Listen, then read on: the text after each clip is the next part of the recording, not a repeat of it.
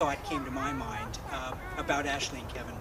I hope it hits at the same point as I have and Anna has. But I wanted to say, as father of the bride, I just wanted to say I have the pleasure of making the first speech, which is great. I hope everybody does come up and do something. I have been given lots and lots of advice on what to do or what not to say in such a keeping it short and also not making any smutty jokes and trying to remember names, which at my age is really hard. However, over the last 30 years, I will tell you that I've been limited on what I can say. I've been disagreed with, laughed at, and ignored. So this is a good opportunity for me to say everything that I wanted to. So at the end of the day, I'm going to make the speech that I want to. So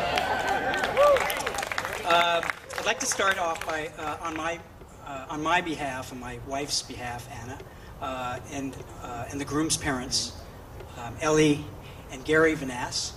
We'd like to thank everyone, relatives and friends, for making the long journey out and celebrating this very, very special day for Ashley and Kevin.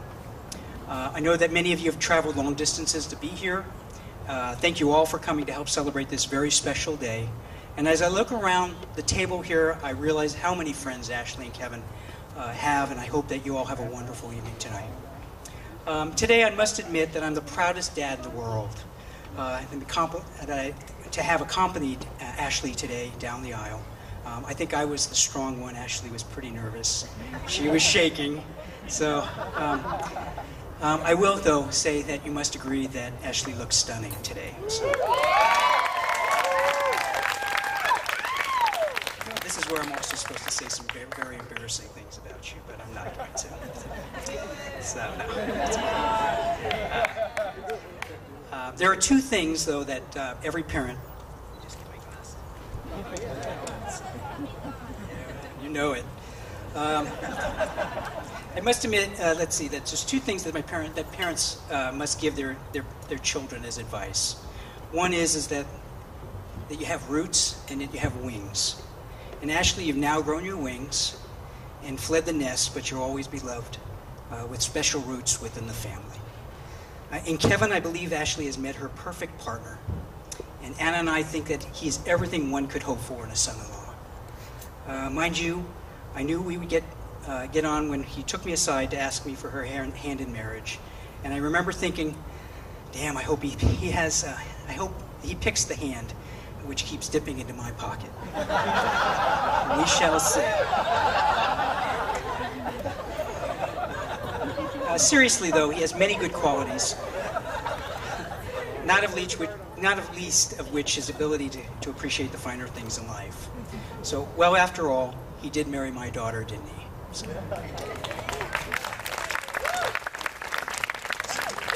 now we get to the tricky part of the speech. So, according to the Internet's Idiot's Guide to Wedding Speeches, this is where I'm supposed to give advice on the subject of marriage. So many would probably say that I'm probably not the best person to do this. Perhaps the only thing that I know about marriage is that it is the time when you stop painting the town and start painting the walls and ceilings. So anyway, Kevin and Ashley do not need my advice. The only thing that I would say is that you must choose the right partner for the right reason. And I think that they both have done this. I suppose that after 31 years of marriage, I ought to be able to manage something a bit more constructive. Kevin, just remember these three words: all, just, and only. You'll hear them time and time again. Such as, all you need to do is, it only costs so much, and it only takes 5 minutes. So these are gross understatements, but as a great philosopher or comedian said, women are to be loved and not understood. Mind you, helping around the house is not a bad idea. I know the crime statistics that there has never been a case of wife shooting her husband while he's doing the wash, so remember that. After that, I'd better finish, but before I would like to offer one or two final thoughts.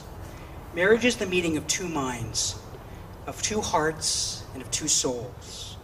It's clear that Ashley and Kevin are a perfect example of this.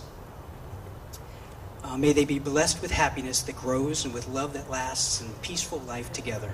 I wish them enjoyment for today, the fulfillment of all their hopes and dreams for tomorrow, and happiness always. It's now my pleasure to propose a toast. The happy couple, please upstand in your right, raise your glasses. To the bride and groom of Mr. and Mrs. Vanasse.